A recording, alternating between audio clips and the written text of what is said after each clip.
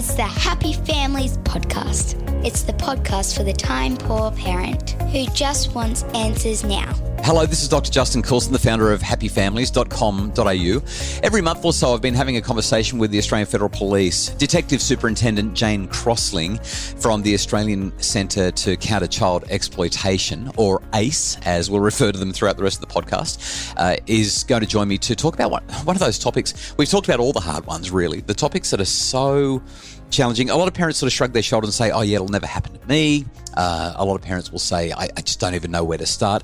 We're talking about the genuinely hard topics that revolve around kids and screens. Jane, thank you for joining me for this conversation about whether or not kids are being groomed.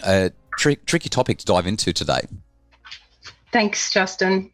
I had a conversation just the other day with somebody who said, I think that we're past, like the genie's out of the bottle when it comes to kids and screens. They're all over it. We just need to embrace it. We need to stop going on about all the scare tactics. And yet I picked up a book that the Australian Federal Police have written with some very, very careful consultants. The book is called Jack Changes the Game. And it's a book about kids being approached by strangers for grooming purposes online. I want to talk to you about the book, and I want to talk to you about grooming, how often it happens, what we need to be looking out for, and how we can keep our kids safe. So many different ways for us to go here. Let's just start with a really hard-hitting question before we get to the book. Do you think that parents grasp the reality of grooming and the dangers that it poses to their children? I think the short answer is no, they don't grasp the serious nature of it and how frequently it can occur. So we have data just for those reports that we actually receive. There could be any number of other instances of it happening where we don't receive those reports. And unfortunately, we are receiving reports that involve very young children who have actually been approached online with somebody that intends to groom them. How young is very young? We've seen children, 5, 6, 7 years of age, and predominantly through online gaming platforms and sites. Wow. So 5-year-olds need to know about grooming, which is kind of tricky because we're barely talking to them about their own private parts. I mean, a lot of parents don't even consider having conversations about procreation, intimacy, those kinds of physical intimate moments until kids are somewhere, I don't know, between 8 and 12, depending on the family, depending on what the kids are exposed to. So you're really saying that at the age of 5, we need to have this conversation, which I guess leads into my question for you about a book written by the Australian Federal Police about grooming. The book's called Jack Changes the Game. You sent it through to me. I've read it. I think that it does a really great job of bringing the topic up. But maybe outside of my endorsement of the book, you could describe what's going on in the book, where you got the ideas from, and how it's come to be. So the whole idea was that there was a gap, essentially, that we knew that young people were vulnerable to this type of grooming, and one of the amazing teams that works at ACE, called the Online Child Safety Team, actually had the idea of a children's picture book being part of the solution to fill that gap. They were able to secure some money from an innovation fund that the AFP set up, and they were very successful in getting that bid up. So they took the concept and found an author. We were given access to the notable author Tess Rowley and also the illustrator Shannon Horsfall. And then they set about building a reference group, because at the end of the day, we're law enforcement and we don't purport to be children education experts.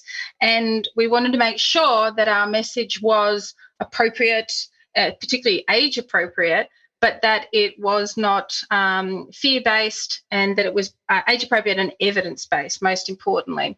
So we had some notable academics, also a victim survivor, as well as academics from psychology, early childhood, and inclusive education areas in academia. So that reference group was able to provide oversight and amazing guidance to the team as the book developed. And it was hopefully, with the whole idea in mind of being a conversation starter and allowing parents the opportunity to start a conversation about something that they might otherwise feel very uncomfortable about, but something that needed to take place given that young people are online, and we can't shy away from the fact that young people from very, very early ages are doing things that are entirely age appropriate, but perhaps there are opportunities there for groomers that the parents perhaps didn't fully understand. So step me through the story. We've got a character called Jack who is obviously online and gets approached. What happens next in the story? So Jack, when he is approached, he initially feels that he's created a really lovely bond with another person. And this is just so common when young people think that they've found someone online that's very like-minded, that they have some sort of connection, and they feel really validated by that. But the messaging there specifically for the child is that not everybody online is who they say they are. So helping young people develop a sense to differentiate between online and real world friendships is really critical. And we want to keep reinforcing that message that when online, they should ideally avoid talking to people that they don't actually know in person. And then also Jack, as part of the journey, actually starts to feel uncomfortable when the conversation goes in a slightly different way. And we think it's so critical that young people understand when something is actually making them feel unsure or unsafe, and then what to do about it. They need to actually then reach out. So we see that process where Jack actually reaches out, and he is able to see that by having a close relationship with siblings and friends, that they're all part of the ecosystem that can provide that support to a young person when they do reach out, and that it's a positive outcome when contact is made, when a problem is shared, and that it all is a positive outcome for the entire household. I'm speaking with Detective Superintendent Jane Crossling from ACE, the Australian Centre to Counter Child Exploitation. The police are authors. The police have written a book, Jack Changes the Game. It sounds so sinister, Jane, as you talk about this setup. I'm guessing it's based on real life. This is not something that you fictionally created. I presume you have stories like this coming through your front door every day. We're troubled by the amount of reports that we see. So the ACE serves as a front door for reporting for online child sexual exploitation for Australia, and that includes the type of grooming behaviour that we see play out in this book. And we are not only concerned about the volume, but the fact that it impacts on children of every age. Is there an age that's too young to start talking about this? I mean, this is a book that it's literally a children's book. I mean, you could read it to your 4-year-old, your 5-year-old for sure. Is there an age that's too young to talk about grooming from a police standpoint?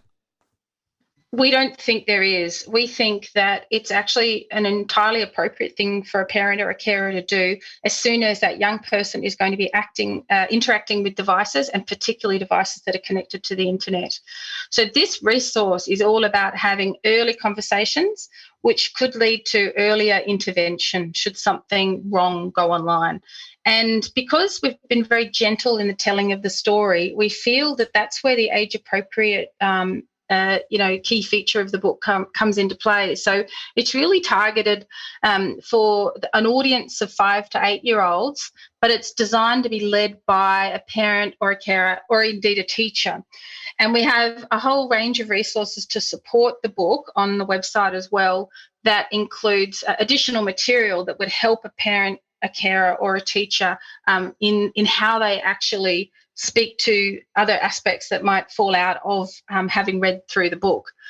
So in recognising that this is really, really challenging for parents and carers and teachers, this is designed to be a tool.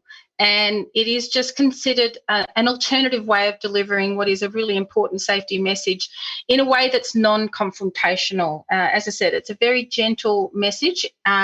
There's a particular passage that's repeated that can become a little bit of a catch cry. And I think, the authors have done such an outstandingly good job to make the message really accessible. Now, Jane, the AFP are not trying to make money off this. In fact, you have sent this book to every school in the country. It's available in every school library, in every school around every state and every town and every city in the country. So parents can easily get access to it. They can get the kids to pick it up at the library. The parents can call the school. The book is called Jack Changes the Game. And I love how you mentioned before, this is a conversation starter. Now, I have two more questions as we sort of continue this conversation. My first one is how does a parent talk about something that they know so little about already? Where does a parent even start outside of picking up this book from the library and having a look through it and reading it to their child? We've been tackling that subject for quite some time now. The online child safety team here at ACE have been responsible for the Think You Know initiative for some years now. And that has been about how to start those conversations. Yep. And making it, age appropriate in how they might embark on that. The other tool that we often talk about is the notion of a family online safety contract. So we've developed this contract as a shared agreement between a young person of any age, I should stress, and the parents to put down some expectation around usage, but also it serves as an excellent conversation starter to talk about how that technology might be used, and then also to demonstrate a commitment to talking up if something isn't going well online. And some of the feedback that we've received over the years about these contracts has been so positive that it's been such a powerful agreement, particularly where there's something to win or lose from both sides of the equation, where the parents themselves also have to make certain commitments and that there's ramifications for them as well. So that's available on the Think You Know website. But there's also a lot of information that is age appropriate for parents as well if they just don't know where to start. We sometimes speak to parents and they can get a little bit bogged down in saying that they don't understand the technology, but we don't necessarily think that that's the most critical aspect. We think it's far more important for a parent to say that they at least know what games, apps, sites, platforms that young person's on, what they like, and what they tend to use, what they gravitate towards, and that the parent will make it really, really clear that the door is always open for communication. We think that's much more important than parents having a really technical understanding of whatever it is that the young person's involved in. So we don't want parents to feel overwhelmed. There are just some really basic things that a parent can do. And in the context of the grooming scenario that we used as the basis of the story, a parent can actually just check whether or not the game or the app that the young child is using, does it even have a direct message function? This is one of the most basic things that a parent can do to feel more comfortable about the game that that person is playing. Because if they're talking to people that they don't know in the real world, that is cause for concern, particularly if they're the younger children. And are they talking about the game if they are talking about anything? So these are the sorts of things that parents can talk about. They can consider disabling the chat if it's not actually essential to the play of the game. But again, if a parent isn't even understanding what their young child is into and what they typically gravitate towards, they don't know about those sorts of really basic security measures that they can take. Privacy settings as well allow you to control who can actually talk to your child. These are, again, really simple, and there's usually lots of help menus available to explain how those sorts of settings are turned on. And even talking to young people about critical thinking skills as they grow and mature. These are things that are going to serve a young person well through life and not just in their online world. But just reinforcing the notion that not everybody online is who they say they are, and working out whether or not it's appropriate to share images, personal information with people when they are online. One of the really big red flags for us that we see is that when young people are interacting on an entirely age-appropriate game or app or site, that they're being asked to move to a different platform. Right. So again, that's a really big red flag for us that a young child should be very wary about.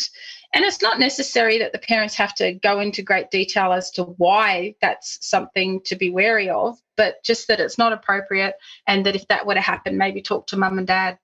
So there are some really basic things that a parent or carer can do in a household setting that don't mean they have to be overwhelmed, and it doesn't mean that they have to know the ins and outs of every game that the young person's playing. I love that advice. You actually answered both of the questions that I was going to ask in that one. But when I hear you describe everything that you've shared there, my summary of it is just start. Just even if you don't know what to say, just say, hey, kiddo, I need to talk to you about this. I don't even know where to start, but here's what I'm worried about. Here's what I heard on the podcast today, and I just know that I need to keep you safe. So let's have a chat about it. Like that's all it takes to get going, right? Absolutely. And some of the feedback that we've heard from the young people themselves is that the young people actually feel a little bit validated if their interests are something that the parents want to even talk about. So, you may really, your eyes may glaze over if the kid's going to give you in-depth explanation of what they just did in Minecraft or Roblox or whatever it is that they're into. But for a parent to show that level of interest, I think from what we see, it just sort of reinforces that a young person is okay to talk about it and that the parents at least have a level of interest in it. So appreciate this conversation. So many parents aren't aware of just how much this can strike at the heart of it's such a terrifying thing, quite frankly. And so many parents just aren't aware that it is as big a deal as it is and that their kids can be and are being approached. Detective Superintendent Jane Crossling from the Australian Centre to Counter Child Exploitation, or ACE. Find out more at accce.gov.au. And Jane will link to the resource that you've mentioned in our show notes so that parents can get hold of everything that they need to get this going. And also, if they want to get hold of the book, Jack Changes the Game, should be available in your school library. Thanks for chatting with me about this really super important topic. Thanks, Justin. And can I just say that the book is also available as a downloadable from the website. Oh, so we've great. had already over 10,000 downloads of the book. That might be worth referencing as well. That's 100% worth referencing. And we will also find that link and share that in our show notes as well so that parents don't even have to go to the school library to get hold of it. They can just download it and read it on their phone with their kids. Jane, look forward to our next conversation. A delight to be with you. Thank you so much. The Happy Families podcast is produced by Justin Rulon for Bridge Media. Craig Bruce is our executive producer. And for more information about making your family happier and keeping your kids safe from grooming, check out the show notes to this podcast episode and visit accce.gov.au or happyfamilies.com.au.